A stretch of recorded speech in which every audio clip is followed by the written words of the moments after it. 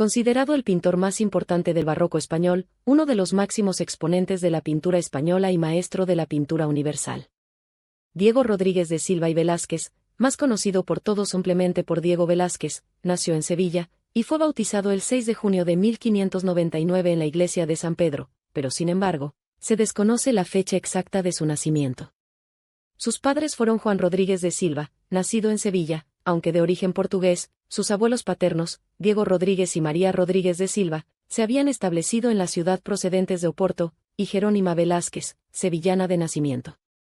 Se habían casado en la misma iglesia de San Pedro el 28 de diciembre de 1597.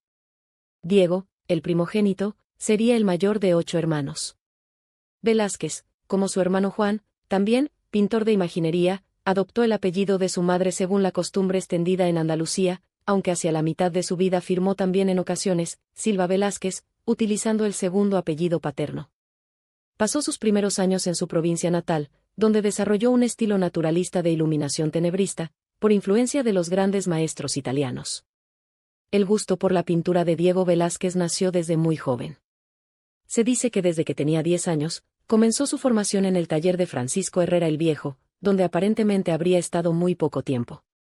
Aunque no se tiene registro del tiempo específico que allí estuvo, se sabe que, en 1611, su padre firmó la carta de aprendizaje con Francisco Pacheco, obligándose con él por un periodo de 6 años, a contar desde diciembre de 1610, cuando pudo haber tenido lugar la incorporación efectiva al taller del que sería su suegro. En el taller de Pacheco, pintor vinculado a los ambientes eclesiásticos e intelectuales de Sevilla, Velázquez adquirió su primera formación técnica y sus ideas estéticas. El contrato de aprendizaje fijaba las habituales condiciones de servidumbre. El joven aprendiz, instalado en la casa del maestro, debía servirle en las tareas que solían incluir moler los colores, calentar las colas, decantar los barnices, tensar los lienzos y armar bastidores, entre otras obligaciones. El maestro, a cambio, se obligaba a dar al aprendiz comida, casa y cama, a vestirle y calzarle, y a enseñarle los secretos de su oficio. Sus comienzos como pintor.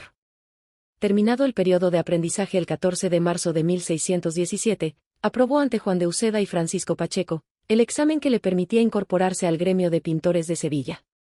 Recibió licencia para ejercer como maestro de imaginería y al óleo, pudiendo practicar su arte en todo el reino, tener tienda pública y contratar aprendices. Gran parte de su obra destinada a las colecciones reales pasó luego al Prado, donde se conserva. La mayoría de los cuadros pintados en Sevilla, en cambio, ha ido a parar a colecciones extranjeras, sobre todo a partir del siglo XIX. A pesar del creciente número de documentos que tenemos relacionados con la vida y obra del pintor, dependemos para muchos datos de sus primeros biógrafos. Francisco Pacheco, maestro y después suegro de Velázquez, en un tratado terminado en 1638 y publicado en 1649, da importantes fragmentos de información acerca de su aprendizaje, sus primeros años en la corte y su primer viaje a Italia, con muchos detalles personales. La primera biografía completa, la de Antonio Palomino, fue publicada en 1724, más de 60 años después de la muerte de Velázquez, pero tiene el valor de haberse basado en unas notas biográficas redactadas por uno de los últimos discípulos del pintor, Juan de Alfaro. Sabemos que firmó un contrato de aprendizaje con Alonso Melgar, padre de Diego Melgar, de 13 o 14 años, en los primeros días de febrero de 1620 para que Velázquez le enseñase a este su oficio. Antes de cumplir los 19 años, el 23 de abril de 1618, se casó en Sevilla con Juana Pacheco, hija de Francisco Pacheco, que tenía 15 años, pues había nacido el 1 de junio de 1602. En Sevilla nacieron sus 2 hijas, Francisca, bautizada el 18 de mayo de 1619, e Ignacia, bautizada el 29 de enero de 1621. Era frecuente entre los pintores de Sevilla de su época unirse por vínculos de parentesco, formando así una red de intereses que facilitaba trabajos y encargos. Su gran calidad como pintor se manifestó ya en sus primeras obras realizadas con solo 18 o 19 años, bodegones con figuras como el Almuerzo, que se encuentra en el Museo del Hermitage de San Petersburgo, o La vieja friendo huevos, de la National Gallery of Scotland de Edimburgo, de asunto y técnica totalmente ajenos a cuanto se hacía en Sevilla, opuestos, además, a los modelos y preceptos teóricos de su maestro, quien no obstante iba a hacer a raíz de ellos, una defensa del género del bodegón. La clientela sevillana, mayoritariamente eclesiástica, demandaba temas religiosos, cuadros de devoción y retratos, por lo que también la producción del pintor en este tiempo se volcó en los encargos religiosos, como la Inmaculada Concepción, y su pareja el San Juan en Patmos, de acusado sentido volumétrico y un manifiesto gusto por las texturas de los materiales, la adoración de los magos, en el Museo del Prado, o la imposición de la casulla a San Ildefonso del Ayuntamiento de Sevilla. Velázquez, sin embargo, abordó en ocasiones los temas religiosos de la misma forma que sus bodegones con figuras, como ocurre en el Cristo en casa de Marta y María de la National Gallery de Londres o en la Cena de Emaús de la National Gallery de Irlanda, también conocida como La Mulata, de la que una réplica posiblemente autógrafa en el Instituto de Arte de Chicago suprime el motivo religioso, reducido a bodegón profano. Pacheco no menciona ninguna de las pinturas religiosas efectuadas en Sevilla, aunque habría tenido que aprobarlas, como especialista en la iconografía religiosa y censor de la Inquisición. Lo que sí menciona y elogia, en cambio, son sus bodegones, escenas de cocina o taberna con figuras y objetos de naturaleza muerta, nuevo tipo de composición cuya popularidad en España se debe en gran parte a Velázquez. En tales obras y en sus retratos el discípulo de Pacheco alcanzó la verdadera imitación de la naturaleza, siguiendo el camino de los grandes maestros italianos del momento. Velázquez, en realidad, fue uno de los primeros exponentes en España del nuevo naturalismo que procedía de Caravaggio y José Rivera, pintor español que desarrolló toda su carrera artística en Italia, donde se ganó el apodo de «lo Spagnoletto».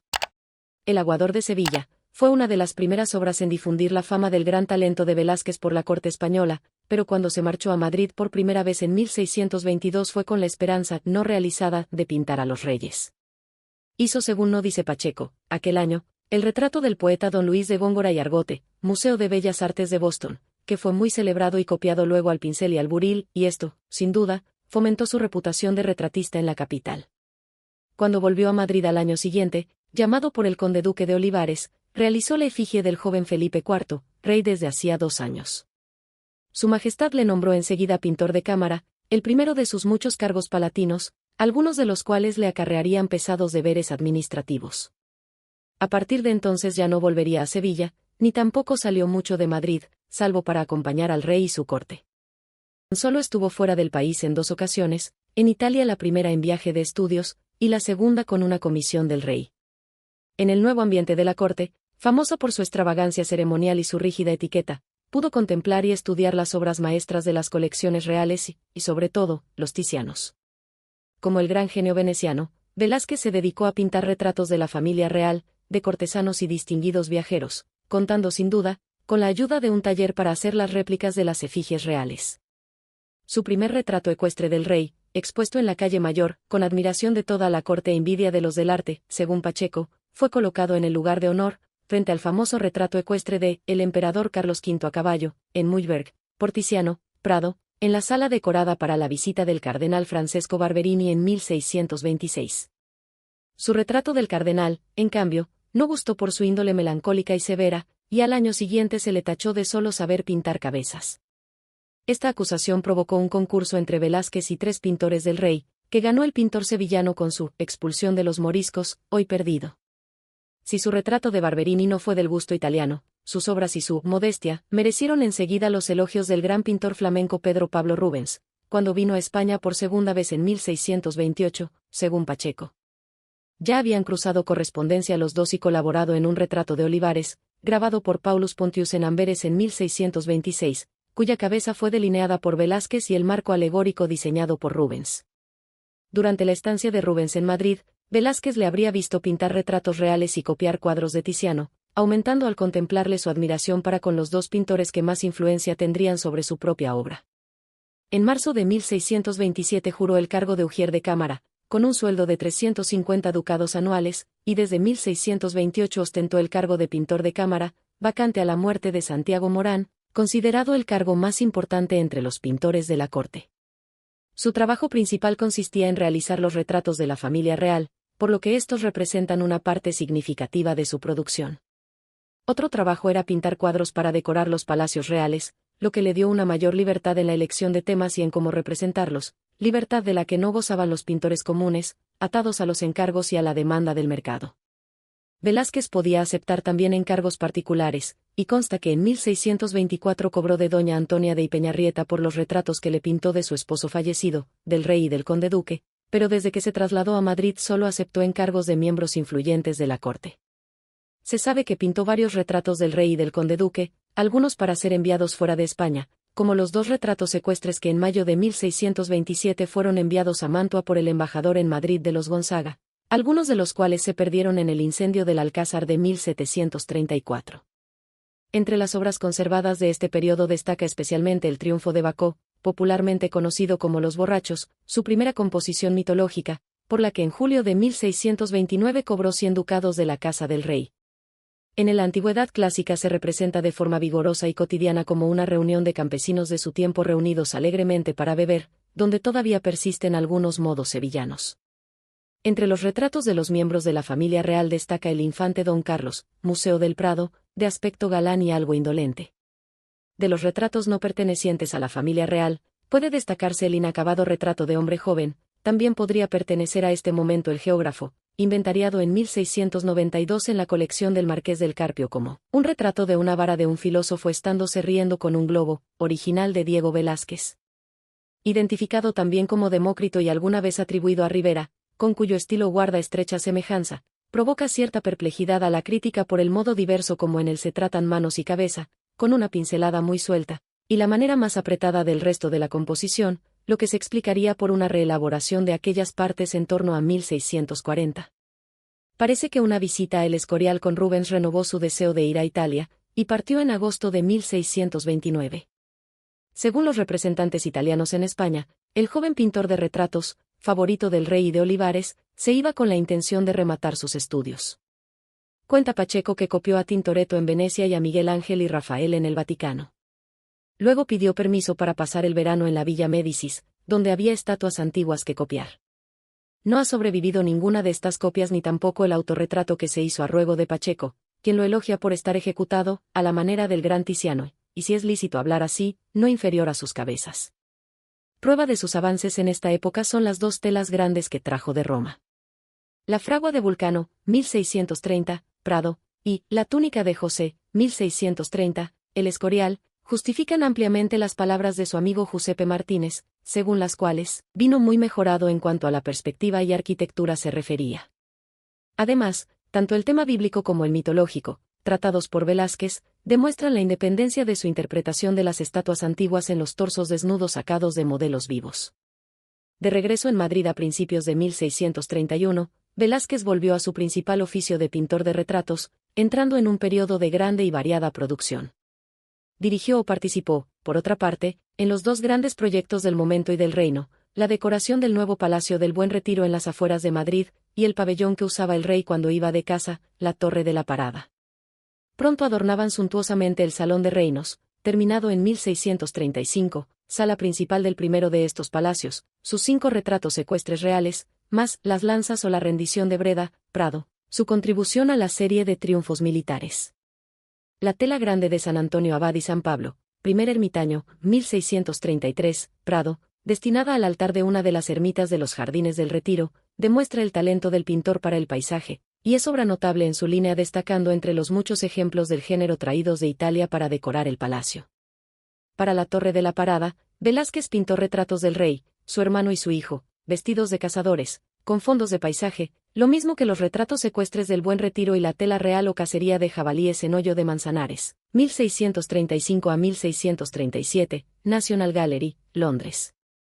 Pintó también para la misma torre las figuras de Esopo, Menipo, y el dios Marte, todas en el Prado, temas apropiados al sitio y no ajenos a las escenas mitológicas encargadas a Rubens y a su escuela en Amberes.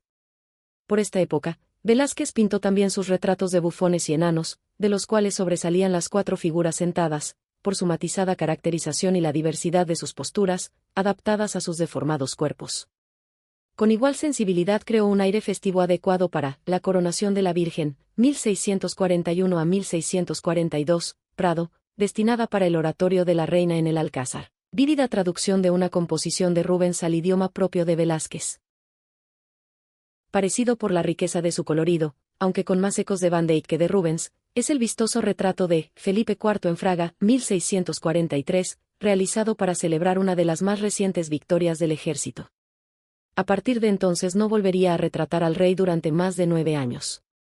A pesar de sus muchos problemas militares, económicos y familiares, Felipe IV no perdió su pasión por el arte ni sus deseos de seguir enriqueciendo su colección. Por este motivo encargó a Velázquez que fuera de nuevo a Italia a buscarle pinturas y esculturas antiguas. Partió Velázquez en enero de 1649, recién nombrado ayuda de cámara del rey, y llevó consigo pinturas para el Papa Inocencio X en su jubileo. Este segundo viaje a Italia de Velázquez tuvo consecuencias importantes para su vida personal, lo mismo que para su carrera profesional. En Roma tuvo un hijo natural, llamado Antonio, y dio la libertad a su esclavo de muchos años, Juan de Pareja. En cuanto a su comisión, sabemos el éxito que tuvo gracias a Palomino y los documentos al respecto, y también cómo se le honró al elegirle académico de San Lucas y socio de la Congregación de los Virtuosos. Se ganó asimismo el patrocinio de la curia durante su estancia en Roma. En cuanto a su retrato de Juan de Pareja, 1650, Metropolitan Museum of Art, Nueva York, expuesto en el Panteón Romano, Palomino cuenta como, a voto de todos los pintores de todas las naciones, a la vista del cuadro. Todo lo demás parecía pintura, pero este solo verdad. Su mayor triunfo por entonces fue granjearse el favor del Papa para que le dejara retratarle, favor concedido a pocos extranjeros, retrato, Galería Doria Pamphilj, Roma, que le valió más adelante el apoyo del pontífice a la hora de solicitar permiso para entrar en una de las órdenes militares. Pintado en el verano de 1650, ha sido el pasmo de Roma, copiándolo todos por estudio y admirándolo por milagro, según Palomino, que no exageraba, por cierto, con estas palabras.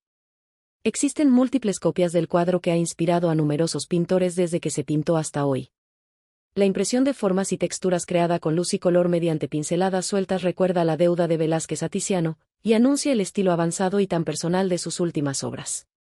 A esta estancia en Italia se atribuye también, por su estilo, originalidad e historia, la Venus del Espejo, 1650 a 1651, National Gallery, Londres, el único desnudo femenino conservado de su mano.